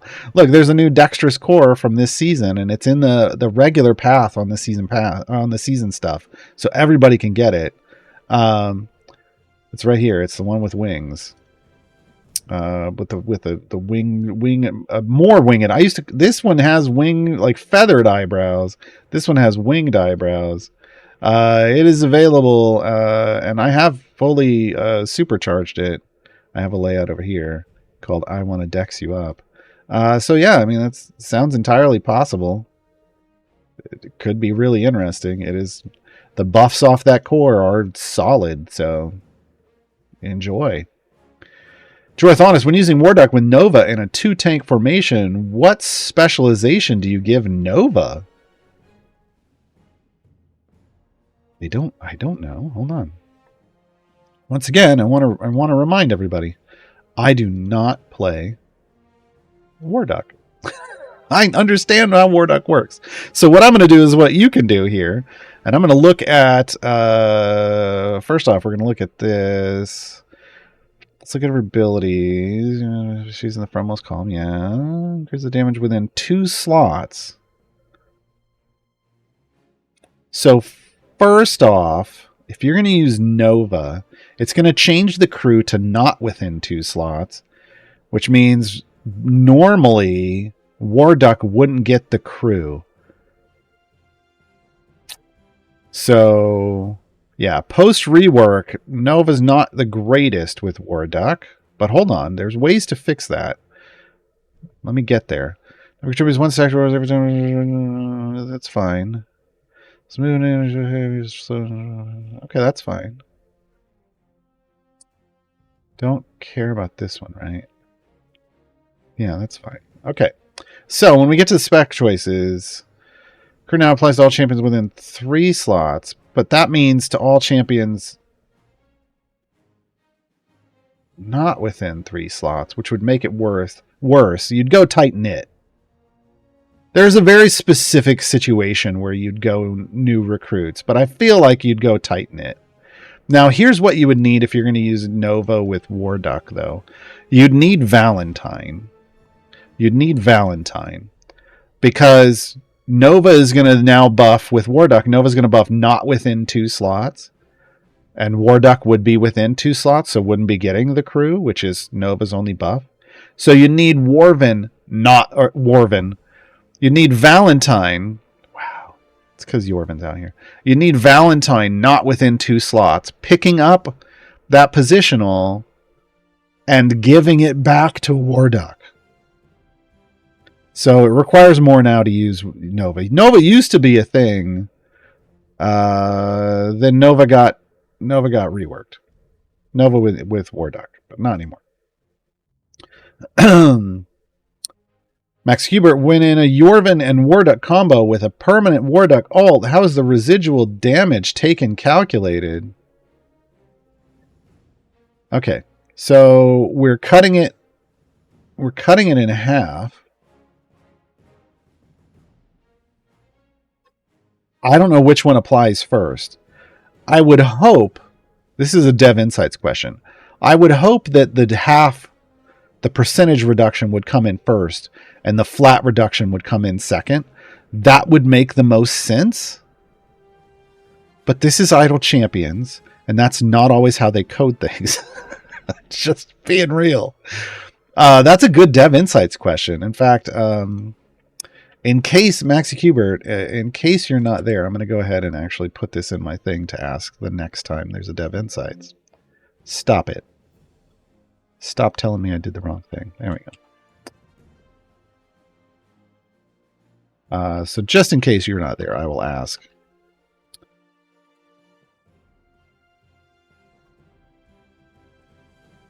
All right. But I would hope. I would hope that's percent damage reduction first, flat damage reduction second. I would hope.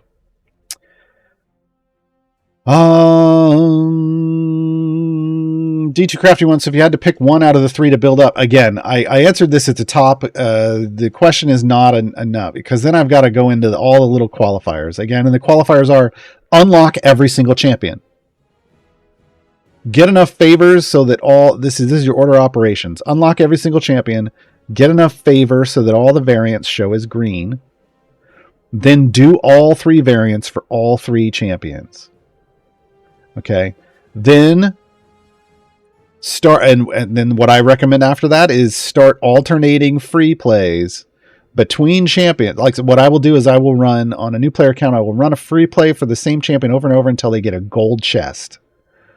And then I will switch to a new champion. I will basically attempt to get equal numbers of gold chests for all three champions. And if I get the only epics I care about, because sometimes on a champion you really only care about one major epic, I will then stop hunting gold chests for that champion and try to get the major epic for one of the others. Major epic on Shadowheart, Ceramorphosis. Major epic on Warduke, Drawn to Power. Major epic on Yorven. He doesn't have a major. You just enjoy them. The better ones are the ability ones over the general all champs damage. But if you get those, you can stop focusing on that champion and try to get a major epic on a different champion.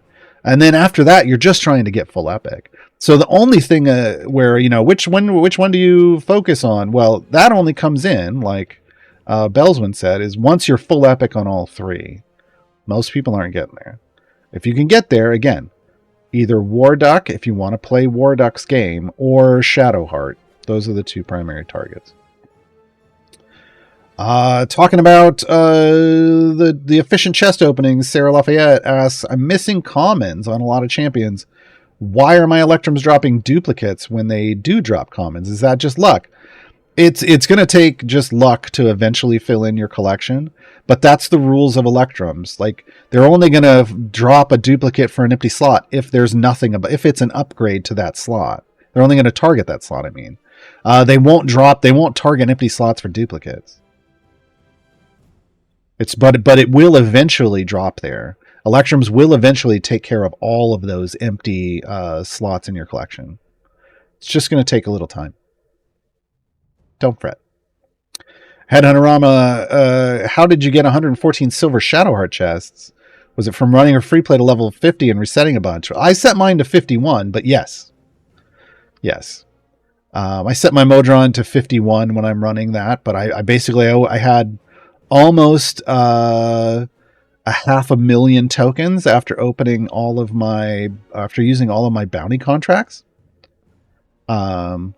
So then I set my Modron, my speed core to 51 with a speed party, and I used small speed potions that's starting on level 2, and it just burned all of those out. It just used all of my tokens, got me all of those chests. That's exactly how it works. Zeotic Order, how does Shadowheart's duplicate function with Valentine's Socialite? Does it double broadcast? I feel like it should, yeah. I feel like it should.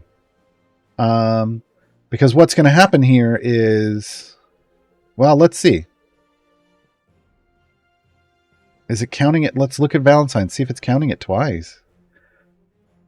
Because right here, well, hold on. I need to take Warduke out. Let's not make this more confusing than it has to be. So we get Twilight Trickery from Shadowheart. We get Invoke Duplicity from Shadow. So here's how it works. It counts as Invoke Duplicity. So I'm getting Twilight Trickery here, and I'm getting Twilight Trickery here. And I'm getting Light in the Dark. We would need to put... Hold on. There we go. So yeah, I get to double dip with, if you arrange Valentine correctly, you can get both the double healing and the double buffing. The double healing and the double buffing. Yeah, because now we're going to see Twilight Trickery and Light in the Dark, and then it's going to kick in with Invoke Duplicity, because it's technically a different ability. And you're going to get both, but it's giving both of those, so it would give you 4, right? Oh, no. It's just counting Invoke Duplicity as 1. I'm getting the damage reduction from Yorven, I think. Yeah. If I did this with somebody else, it would be better. But yeah, so you're going to get them. You're going to get them all. And that's how you check. You just go in and see if they're actually getting it. Shadowheart and Valentine definitely made to be enjoyed together, and that means you're also, Artemis and Warduke fans rejoice, right? Artemis and Warduke fans rejoice. All right, on the lawn, would you please set up a Whittle formation to increase Shadowheart's attack speed relative to a DPS champion? I mean, I can, but it's not going to help much. The key about Whittle is you have to use somebody next to Whittle. Like, you'd have to have both. Here. You have to have some kind of fast attacker. Yorven's at 5 seconds. This is going to take Shadowheart down to 5. No, it didn't. Oh, because Warduke. Damn it. Warduke, get out of here. This is going to take Shadowheart down to... Why is it not? Hold on. Bunny Beast? 5 seconds. Is Whittle broken right now?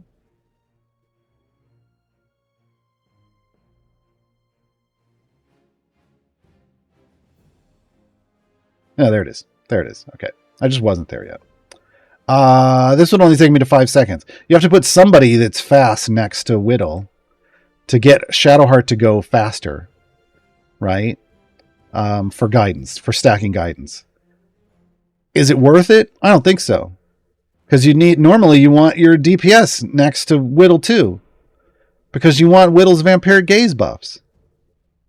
Why would you not do that? Right?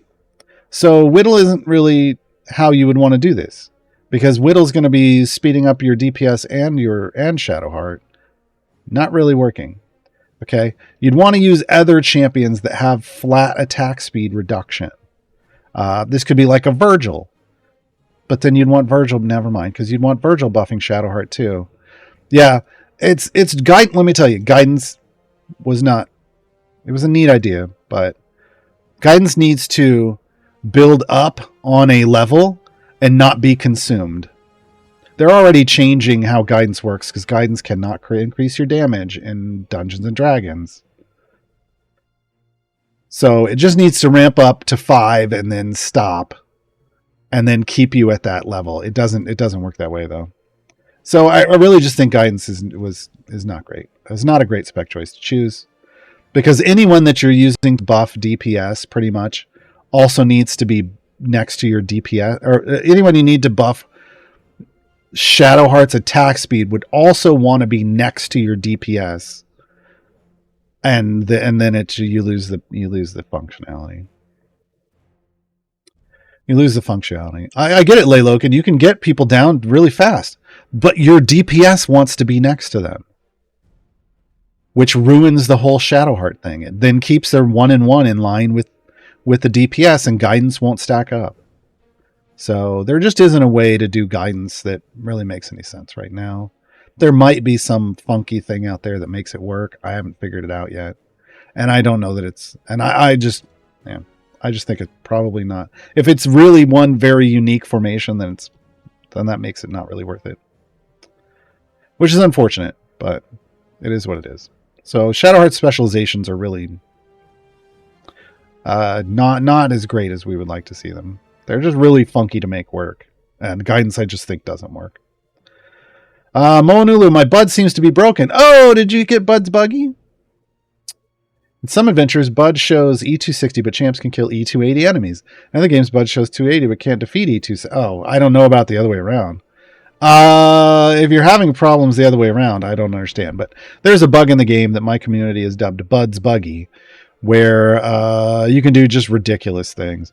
There is, but I don't think that's what this is. I don't understand why it wouldn't kill. If your Bud is showing a high number and it's not killing enemies, I feel like there's probably something else going on there. But there are situations where your Bud is low, but it's killing enemies that say they're really higher. Now, if you're looking down here, keep in mind that the monster health that shows down here does not include health reductions from things. But if you're looking on the enemies and it's still showing higher, that's always kind of been a weird thing about. You've always kind of been able to kill higher than your Bud, and it shouldn't be a debuff thing because you can't double diff, but there's always been weird things going on. Sometimes it could be crits, sometimes it could be who knows. But there is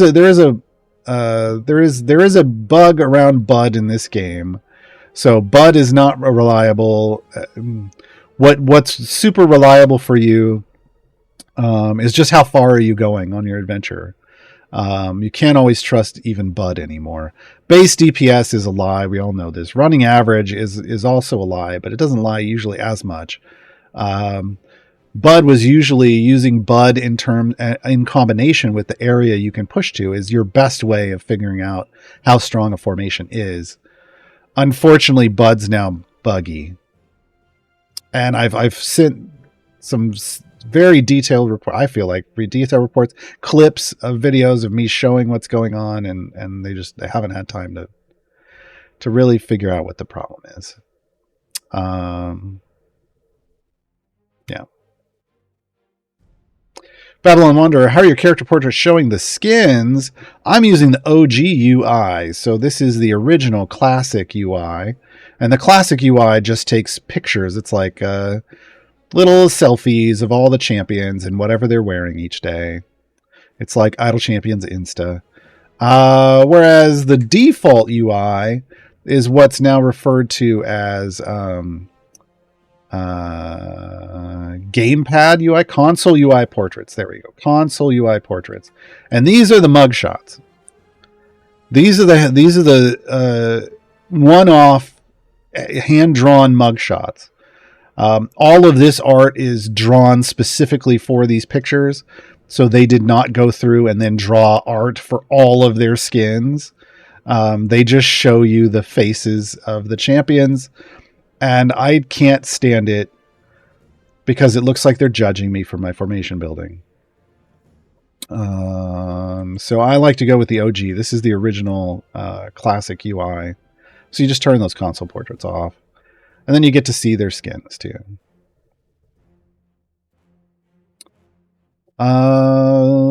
Serbo, trying to remember the rule of thumb for item levels for Artemis and his supports. Well, I'm not the person to ask. I think it was Artemis and Valentine's same item levels. Oh, maybe. Keeping his supports at half. I've heard it's like some people say like a 10th. I've seen a 10th. Everything up from same to a 10th. So, I'm not that person. I'm not that person. Here's the thing. Valentine probably wants the same. I can tell you that right now, because she is taking lots of multiple abilities and spreading them out. She probably wants something the same. Anybody that has multiplicatively stacking abilities with pre-stack multipliers is going to want the same. And there are supports out there that have those now too. But Artemis is usually the one that you want the highest, and then everybody else underneath. But you do want to remember, while item levels do have diminishing returns on regularly stacking buffs, you still want a decent amount of item levels on your champions, because it's going to scale. It has diminishing returns, but the first 100 item levels are real strong on a champion. So like one of your first targets for building up kind of your, what I call a power floor in terms of your item levels, is getting all of your champions slowly up to average item level 100, because that first 100 is going to be a real solid boost of power to all of your champions. After that, you start kicking into more diminishing returns unless you have, multiplicatively stacking, pre-stack multiplying items. And then you go super hard into those. Or if you have speed champions with speed support on their items, right? Those you dump lots of item level into. But yeah, I'm not the one that would know the rule of thumb for the Artemis. Phoenixian Ultimatum in chat says rule of thumb per the Discord, and hopefully it's somebody who knows what they're talking about in the Discord, because not everybody does. Ratio of 10-4-1. So Artemis 10, Valentine 4. Oh, Artemis and Valentine 10. Birdsong, Entreus, Jim 4. Everyone else 1. There you go. Birdsong's Birdstrong. Entreus is multiplicatively stacking. I'm not sure why Birdsong... Oh, she has a multiplicatively stacking too. And Jim might have one now too. So that's probably why they get the 4. So maybe any multiplicatively stacking buff with a pre-stack multiplier on the item would get a 4. But to the 10 that Artemis and Valentine get. There you go. There you go. I'll go with that. I mean, that sounds about right to me. Yeah, Jim has a pre-stack. I had to remember. He just got reworked and he has a pre-stack. He has a pre-stack. It even states it on the item, which is nice. Which is nice. That's all my questions. That's all the questions where you put question : in front of that I see here, folks.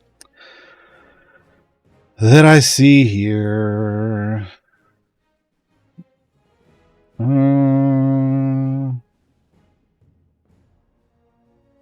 Well, the T5 cats, high bud but no kills. The buff debuff were off. Well, that's not there. But if we're looking at the bud and the bud says a certain number, yes, you would need a fire breath potion to if the champions may have spiked at some point and set a high bud. This is true.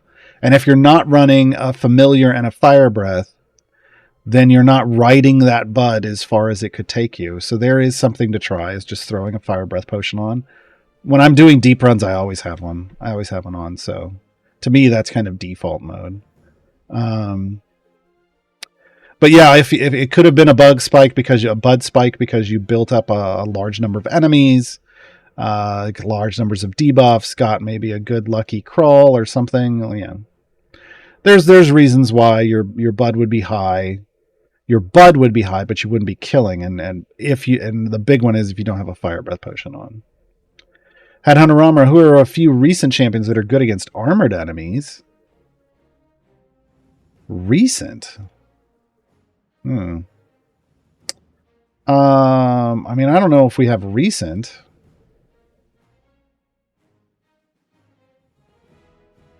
I mean, maybe. I guess the question is it that you're not able to break the armor, or that you're not removing chunks fast enough? Because those are two different things.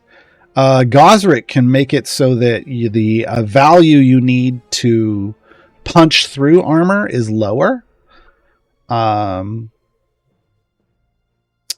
Otherwise, if you just need to clear, if you're doing enough damage, but you need to clear the chunks faster, Human in a specific place in the formation can give you double credit.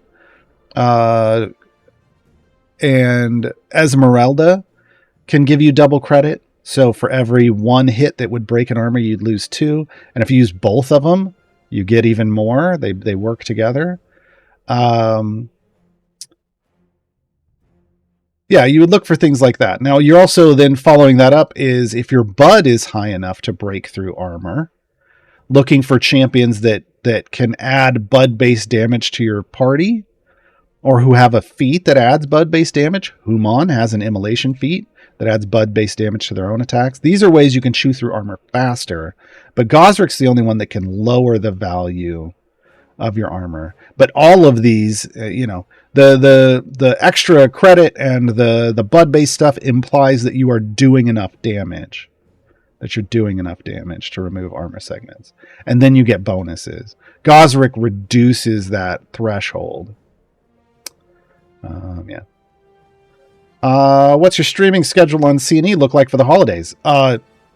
Like all of CNE, there will be no CNE game streams over the holidays. They will tell you when they go dark and when they come back again. I don't have that schedule for you, but usually they take about 2 weeks off at the end of the year, roughly.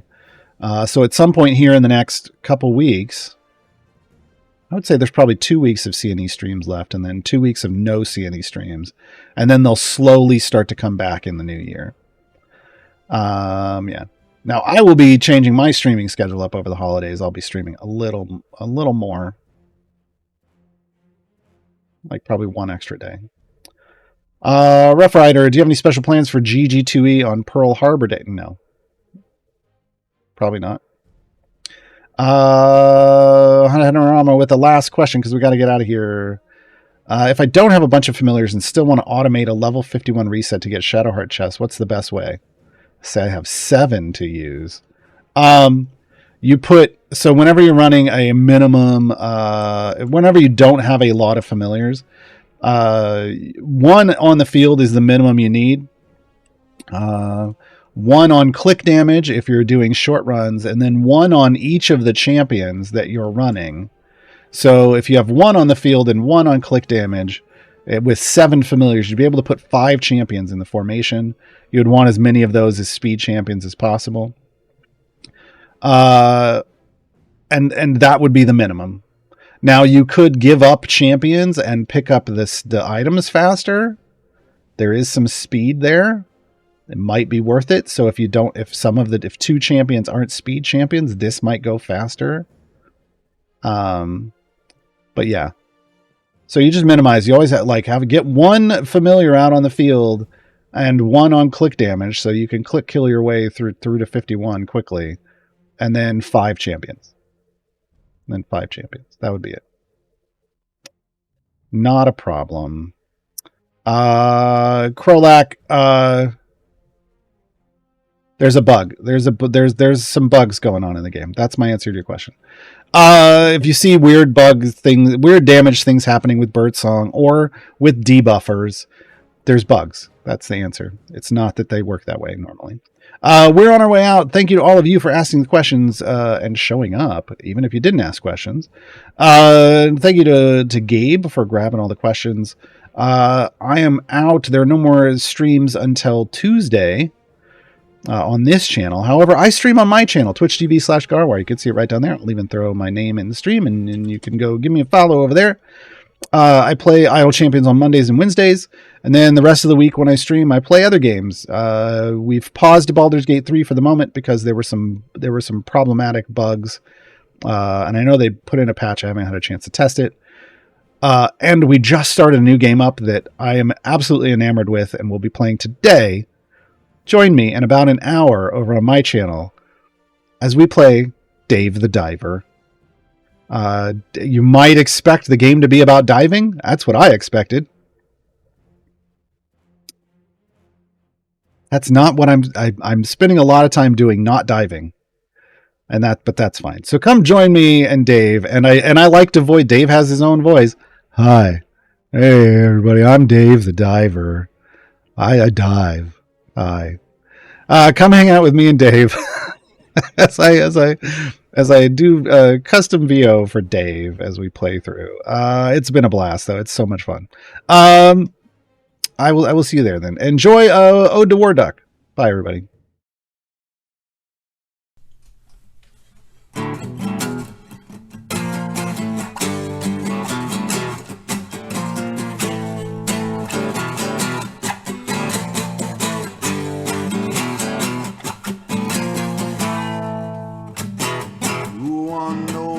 By his name, only by his sword of fame.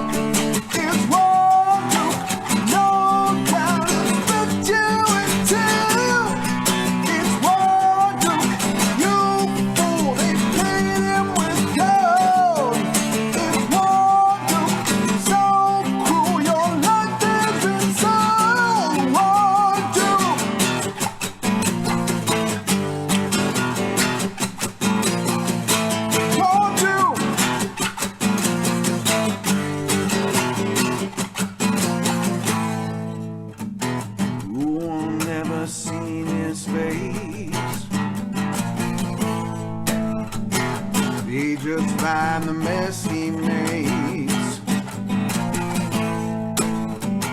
Once the friend who both strong heart,